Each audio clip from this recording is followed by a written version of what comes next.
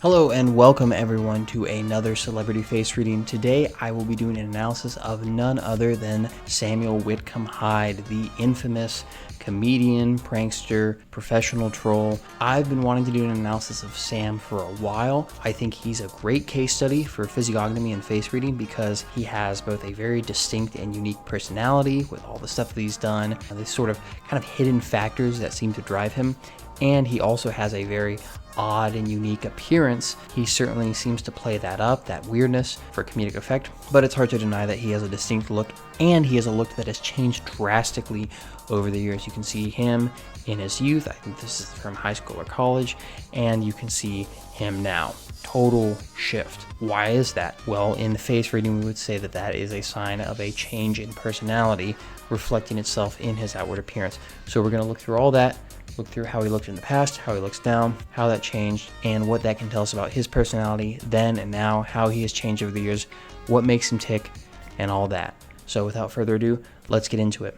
We are going to start out with his side profile that is going to tell us about his temperament. Now, the temperament is the inborn traits. I have a video up about this if you want to learn more about the 4 temperaments and how that works. We're going to look at his side profile and figure that out. He has a high forehead, a chin that's level with said forehead, and an obtuse angle to his jawline. This would mean that he has a choleric temperament. This means that he thinks, plans, and acts in the long term. He is willful, bossy, and commanding. Very orderly in his thinking. He thinks of things in terms of big projects and plans. He can seem a bit cold or uncaring at times. And lastly, he's a pretty sexual person and can mistake sex for love. Now, there has been a shift, though, in his temperament over the years. We see that he's actually gained some weight over time, looking a little more pale, and both of these would be bodily signs of the phlegmatic temperament, becoming less choleric and more phlegmatic, especially getting a double chin there, getting some flesh around the jawline, obscuring that. That's a core phlegmatic trait. So what does that mean? Well, the phlegmatic type is also a long-term type like the choleric, but they're more slow and steady and less intense and energetic like the choleric is. So this would likely symbolize that he was becoming more stable, less intense and frenetic in his energy, and much more calm, tolerant, and enduring.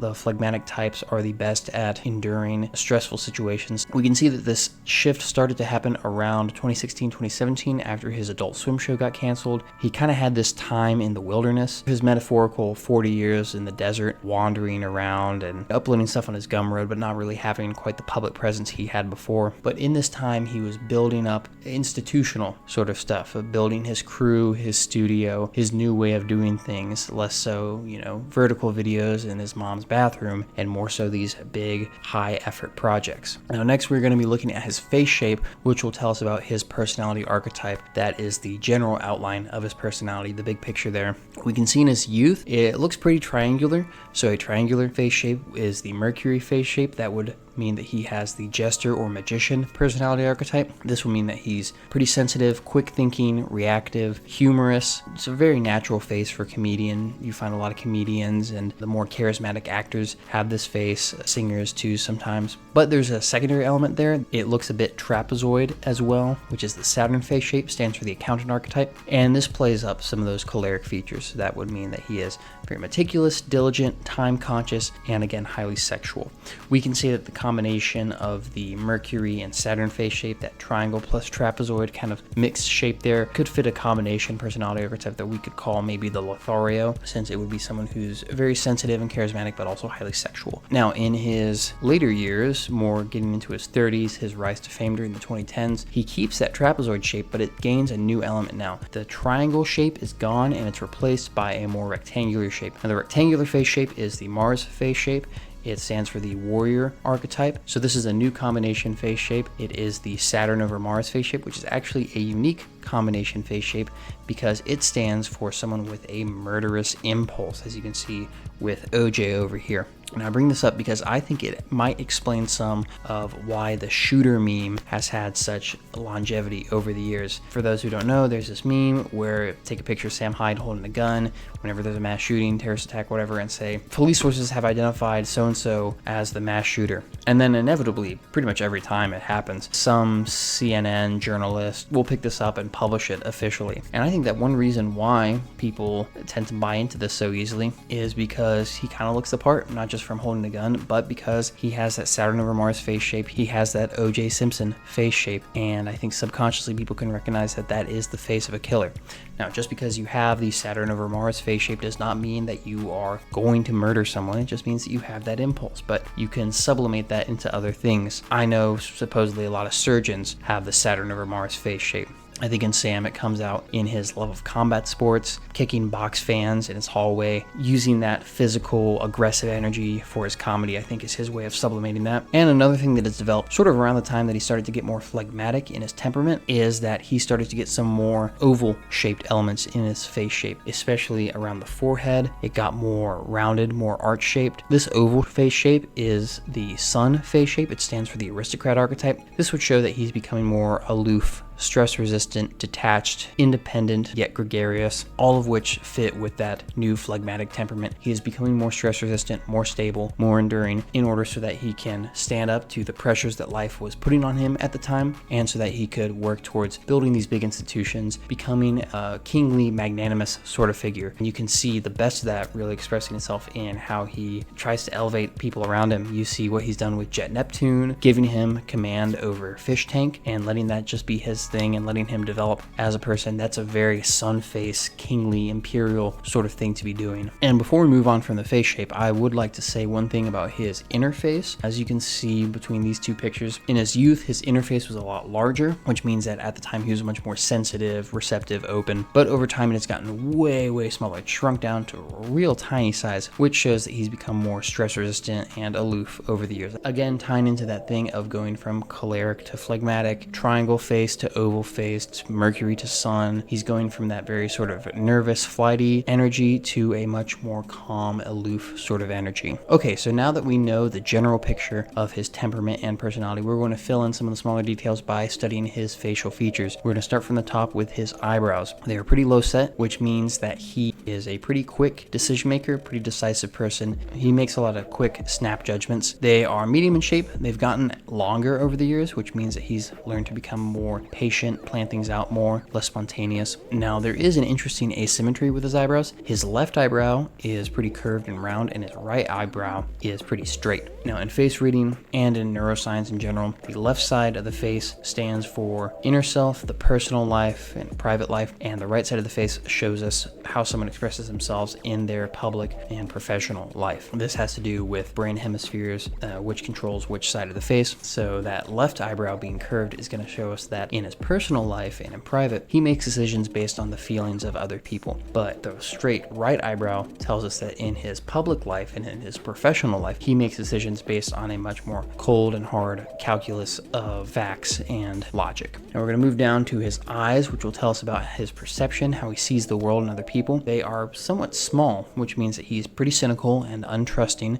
No surprise there. They are bulging. They protrude quite a bit, which means that he is very socially involved, quite outspoken, wants to speak his mind when he does talk, wants to speak and be heard, hates being interrupted, and may have a tendency to blurt things out without thinking. These are great eyes for comedians. You can look at Rodney Dangerfield, for example, because it helps him to speak more off the cuff. Someone with real deep set eyes is going to be much more calculating and always sort of think before they speak. His irises are green, which means that he sees the world in a very dreamy, poetic, imaginative sort of way. These are very artsy, poetic, spiritualist kind of eyes. Lastly, he has a very strong, positive canthal tilt, which means that he is very assertive when it comes to putting forward his own interest. He likes to aggressively assert his own interest, even at the expense of others sometimes. So as a result, he's very confident and rebellious. Now we're going to move on to his ears, which will tell us how he relates to other people. They stick out a lot, especially in his youth. This means that he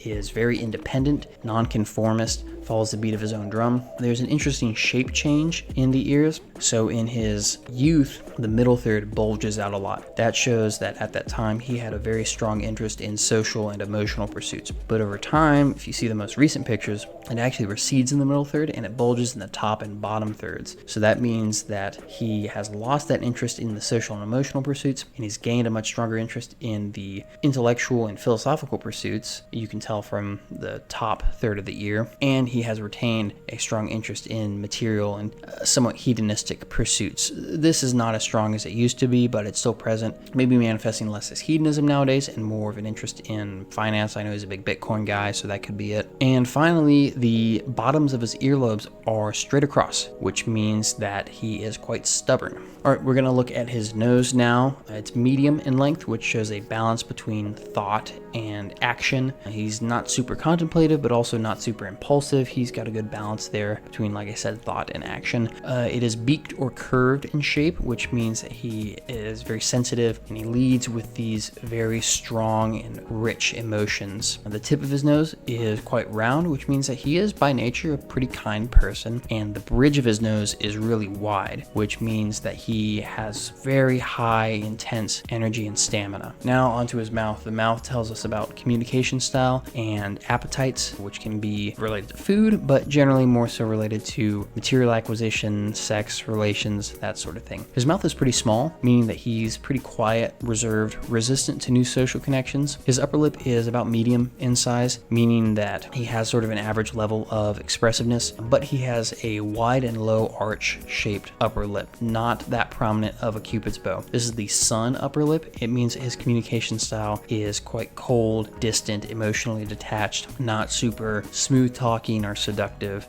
He can be pretty blunt. His lower lip is pretty thick, which means that he is quite in tune with his own internal world of thoughts, feelings, morals, and desires. Lastly, he has pretty big teeth, which means that he has those strong appetites like I was talking about when it comes to acquisition, getting what he wants. He's pretty assertive with that, taking a bite out of life, if you will. And the last thing I will say on his face and physiognomy, we will do a right side, left side analysis. So like I mentioned, that asymmetry can tell us something about how he is in his private life versus in his public life. I'll be using this image here. It's not a perfect example. He's not looking directly straight on into the camera, but I think it's a good one to show the asymmetry here. As you can see on his left side, in his private life, he's quite similar to the person he was in high school or college. We see a pretty strong triangle face shape there. He's got a large inner face, curved eyebrow, large eyes. We see a person who's quite sensitive, reactive, quick thinking, very sociable, open, gregarious, friendly. He's sort of that class clown nerd kind of guy that he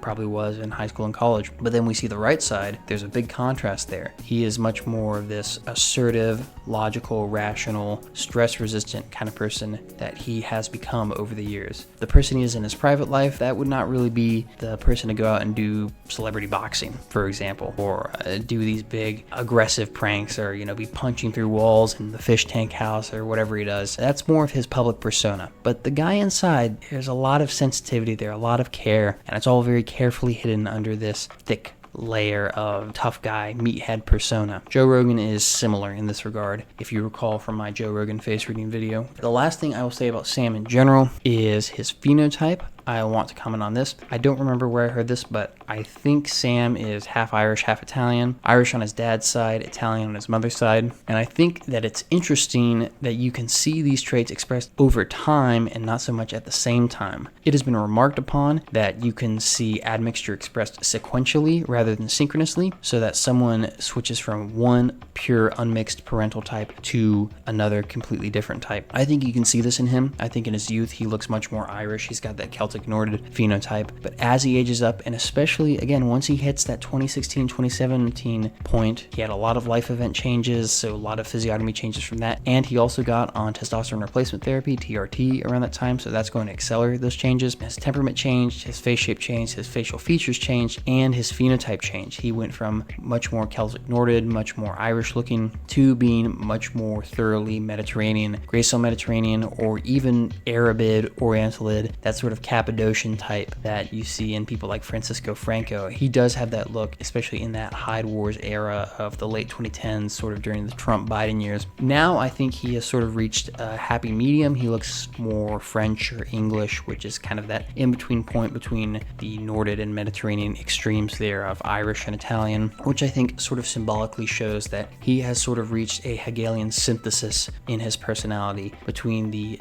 disparate elements, and he has reached a sort of happy medium now, which is a great thing to see, that personality development and that personal growth there. All right, well, I hope that was informative. I hope that you learned a lot from this about face reading in general, and maybe some about Sam and his secrets there, how he works, what makes him tick. Leave a comment below. Let me know who you want me to do a face reading of next. I've got a big list, but if you leave a YouTube comment, I can add it in, or if it's something I already have, I can bump it up to the top. Do that one next. I value your input a lot. Let me know how you like the video, and no, you are not crazy. I did upload a version of this video before, but I screwed the audio up on that one so badly that I just had to scrap it and re-record it from scratch. If you want to learn more about this stuff or get a face reading done for yourself or someone you know, check out my website, prosopainsights.com. I post articles there. I try to have a lot of information up about what I do, how face reading works, that sort of stuff. You can send me a message on there and I can get you some face reading information for free.